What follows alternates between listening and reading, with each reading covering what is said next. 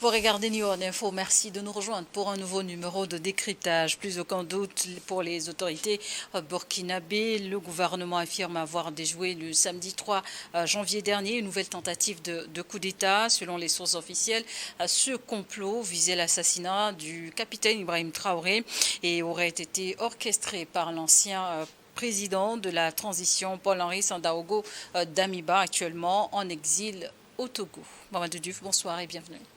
Merci. Bonsoir Charlotte. Pour la énième fois, le Burkina Faso a donc subi une tentative de coup d'État. Oui, malheureusement, il y a encore une tentative de coup d'État contre le président Ibrahim Traoré.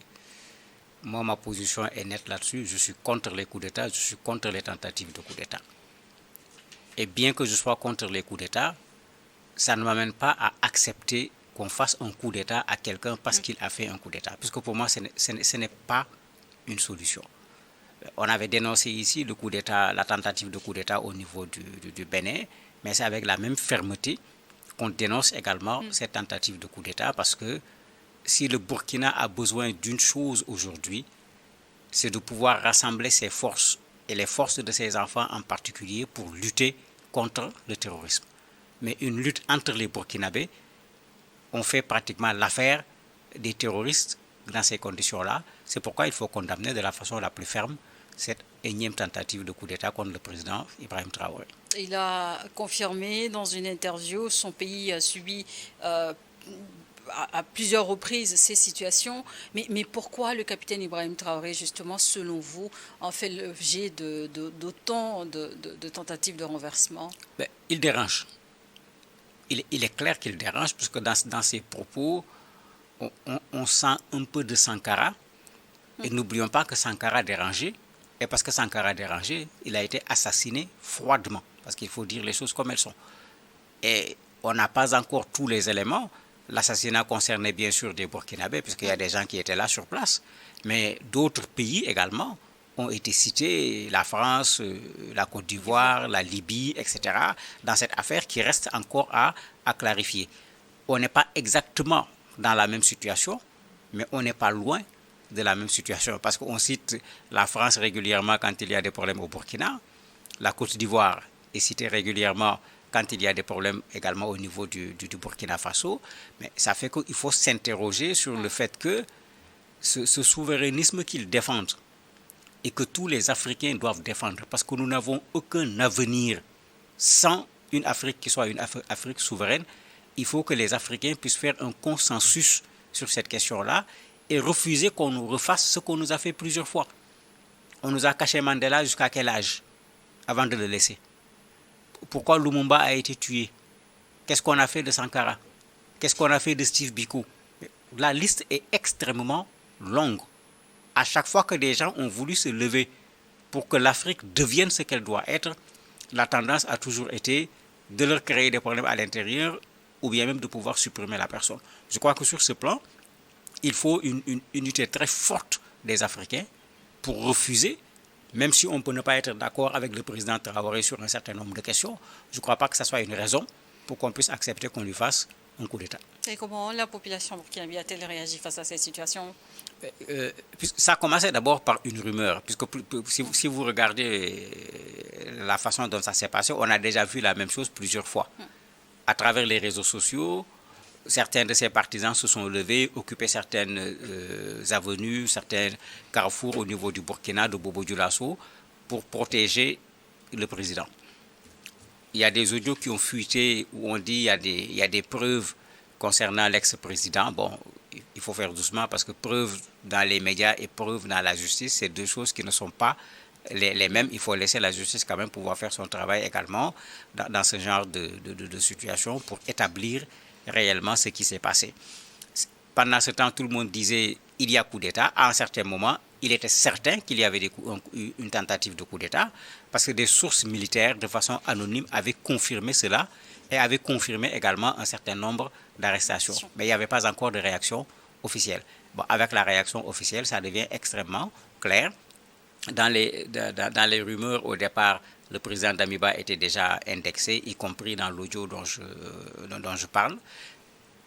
dans le communiqué officiel également, le ministre de la Sécurité, Mahamadou Sana, le cite nommément.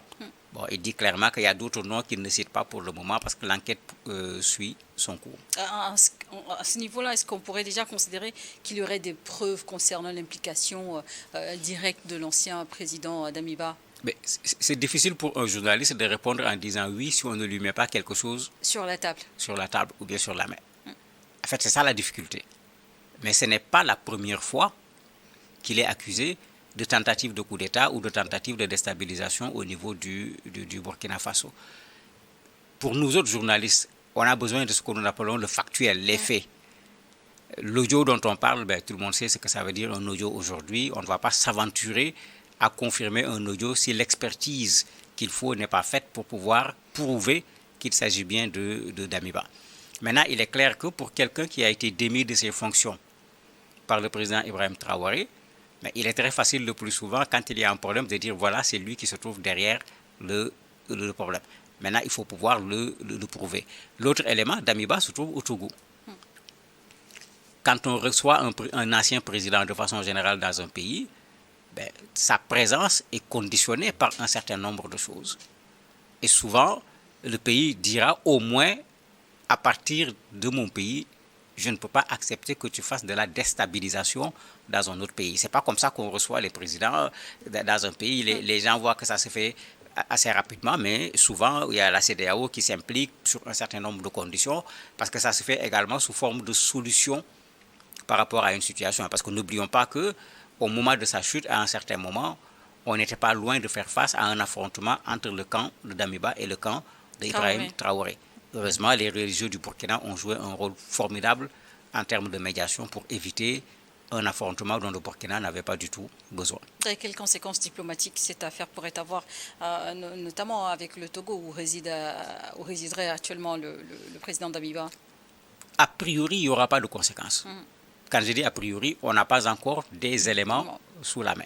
On ne peut pas s'en prendre à un pays sans avoir tous les éléments qu'il faut. Ça, c'est la première chose. La deuxième chose, tout le monde sait que le Togo a une position qui est assez proche du Burkina et des pays de l'AES de façon générale. Je me dis que s'il y a problème, ils doivent pouvoir le régler de façon diplomatique sans que ça la passe par un incident diplomatique en bonne et due forme. Il y a des voies qui permettent à un État qui a des éléments sur un de ses citoyens qui pose problème, qui lui permet de saisir l'autre État sans passer bien sûr par les médias, par la voie habituelle. Et quand on donne des éléments probants, deux choses. S'il y a lieu, mais il y a cette possibilité de dire mais vous allez devoir aller chez vous pour répondre à la justice. Une fois des éléments palpables rassemblés, est-ce que les autorités burkinabées pourraient, par exemple, demander l'extradition de l'ancien président ou du suspect dans ce cas? Mais tout à fait, puisque c'est pourquoi j'ai dit que quand les éléments sont probants, on peut passer par une démarche qui ne nécessite pas nécessairement une crise sur le plan diplomatique.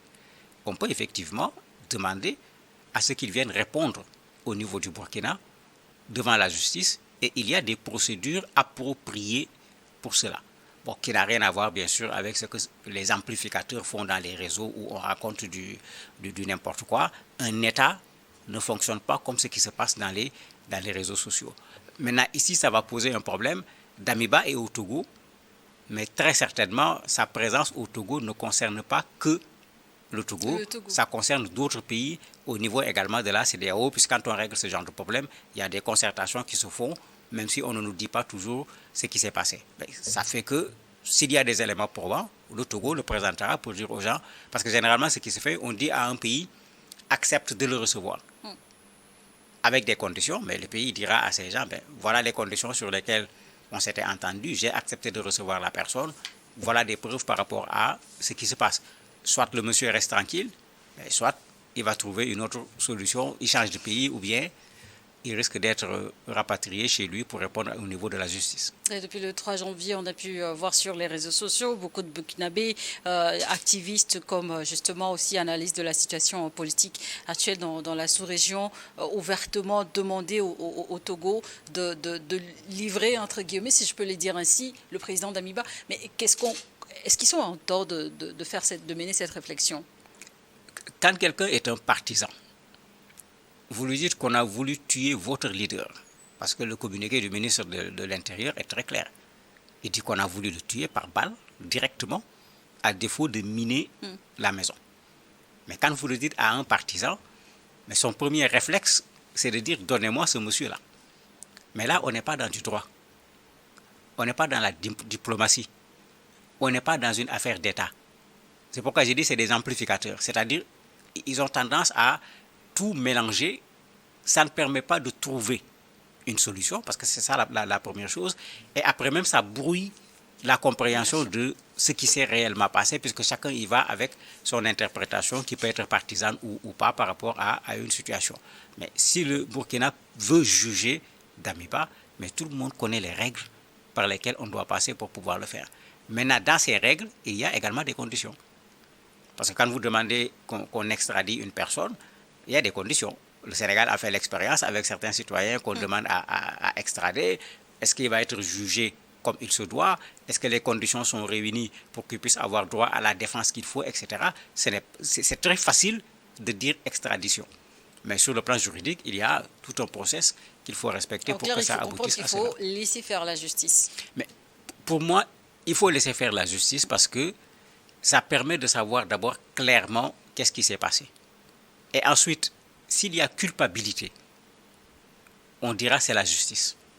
Parce que sinon, on a l'impression que ces deux personnes qui sont présentement aujourd'hui des adversaires, à chaque fois que l'un dira quelque chose contre l'autre, on le met dans le cadre de cette adversité.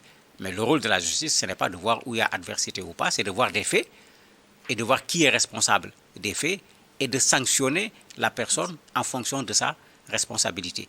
Et il faut que nos États reviennent à ce standard-là, qu'on donne à la justice sa place pour que tout le monde comprenne qu'on ne peut pas se lever du jour au lendemain et décider d'aller déstabiliser un pays, quel qu'il soit. Au départ, c'était présenté comme des rumeurs, mais depuis la lecture du communiqué officiel, les autorités burkinabées ont ainsi confirmé les faits, la tentative de coup d'État le 3 janvier dernier visant le capitaine Ibrahim Traoré. D'autres même parlent clairement d'assassinat. Mais quel message le gouvernement leur cherche-t-il à faire passer en rendant la situation aussi publique? Il fallait même le faire certainement plus tôt. Parce que quand vous ne donnez pas la version officielle, bon, nous autres journalistes, on dit, voilà ce qui est dit, et vous allez voir, à la chute de l'article, on va préciser que le gouvernement n'a pas encore donné une version officielle. Parce que la version officielle, elle est importante, parce qu'elle ferme la porte à la rumeur. Alors que quand vous laissez la rumeur venir, on mettra du tout à l'intérieur. Quand la version officielle arrive, on sait qu'un gouvernement ne donne jamais l'ensemble de ces informations. Nous sommes journalistes, nous sommes bien placés pour le savoir. Mais au moins, il devient clair qu'il y a eu tentative de coup d'État. Voici ce que l'État dit. Il y a des arrestations. Il a été très clair en disant que ça s'est passé dans la nuit du samedi au dimanche. Ça devait commencer aux alentours de 23 heures. Vous avez des éléments d'information précis que dans la rumeur, vous n'avez pas. Où on accuse tout le monde. On ne sait pas qui a fait quoi. Ici, on commence à dire un certain nombre de choses. Le communiqué se tait volontairement sur d'autres choses. Puisqu'ils disent clairement les enquêtes sont en cours. Pour le moment, ils ne citent que. C'est-à-dire qu'il y a d'autres noms, mais qu'ils n'ont pas donnés. Peut-être il y a des investigations qui se font. Et bon, généralement, avec la justice, c'est comme ça. On dit tout le temps que l'instruction, elle est secrète. Si tu commences par dire le nom de la personne, ben, si c'est mon nom, il est clair que je vais aller me chercher pour qu'on ne puisse pas m'attraper. Et c'est ça l'intérêt d'un communiqué officiel. Ça remet les choses à leur place. Quand on le fait très tôt, ça évite cette façon où chacun intervient pour parler sans avoir nécessairement les éléments qu'il faut. Mamadou Diouf, les pays de l'AES, le Burkina Faso, le Mali et le Niger connaissent régulièrement des tentatives de coup d'État, surtout depuis la création de la Confédération. Mais qu'est-ce qui, selon vous, expliquerait, je dirais, cette obsession des complotistes? En fait, il y a deux choses. La première interrogation, qui pour moi est la plus inquiétante. Pourquoi à chaque fois qu'on dit tentative de coup d'État, on retrouve des militaires? C'est-à-dire, est-ce qu'au niveau de ces pays, il y a une scission dans l'armée au point que, à l'intérieur de l'armée, que certains veuillent mettre fin à l'expérience actuelle? Parce que ça, il ne faut pas qu'on pose les questions sans pour autant poser également ces questions-là, parce que toutes ces tentatives dont on parle, à chaque fois, on parle de militaires. C'est vrai, on parle de civils, on parle de financement, etc., mais à chaque fois, on parle de militaires. Qu'est-ce qui se passe dans les armées pour qu'on en arrive à ce point? Pour moi, il faut résoudre cette question parce que dans ces pays aujourd'hui, ce que l'armée doit faire de façon fondamentale, mais c'est de rétablir la sécurité au niveau de ces pays. Et un coup d'État ne garantit pas le rétablissement de la sécurité. La deuxième chose, vous avez le contexte international. Ils ont tenu un discours anti-impérialiste. Mais quand on dit anti-impérialiste, on sait très bien à qui on s'adresse. Ils refusent que les ressources de leur pays soient exploitées sans pour autant que les citoyens du pays soient les premiers à en bénéficier. Mais dans ce monde, on a vu ce que le président Trump vient de faire au niveau du Venezuela. Je veux le pétrole du Venezuela. Donne-moi le pétrole du Venezuela, je refuse. Je t'attaque, je t'attrape comme un malfrat. Je t'amène chez moi pour te juger. Et je dis à mes gens, allez reconstruire les infrastructures. Faites sortir le pétrole, on va l'utiliser. Mais il est normal qu'on se batte. Et avec tout ce que nous avons comme force contre cette forme d'impérialisme. Parce que ça, c'est la forme la plus évidente, où il est indiscutable que les États-Unis sont en train de faire de l'impérialisme au niveau du Venezuela. Mais il y a une forme qui est beaucoup plus sournoise, où on cherche exactement la même chose, mais en utilisant d'autres moyens. Et c'est pourquoi je disais au départ, sur ces questions, les Africains doivent à l'unanimité s'accorder et refuser que les ressources africaines profitent à d'autres au lieu de profiter aux Africains. La situation sécuritaire actuelle au Sahel et les tentatives de renversement des pouvoirs en place, est-ce qu'il y a un lien? Est-ce que la situation actuelle crée, selon vous, un terrain fertile à ces situations d'instabilité? Ça crée un terrain fertile pour deux raisons. La première raison, vous avez des pays où il y a déjà une instabilité à cause du terrorisme. Donc dans ces pays, l'État a comme première priorité de pouvoir régler la question du terrorisme. On est déjà dans de l'instabilité. Parce que quand on dit terrorisme, on n'est pas du tout dans de la sécurité au niveau de ces pays. Et c'est pourquoi je dénonce fortement, parce que pour moi, ça suffit déjà comme problème dans ces pays pour qu'on ne vienne pas ajouter encore un autre problème.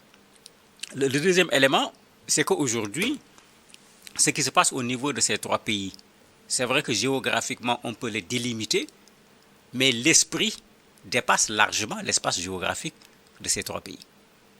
Et ça, ceux qui savent se battre, savent que c'est dans la tête que les choses commencent.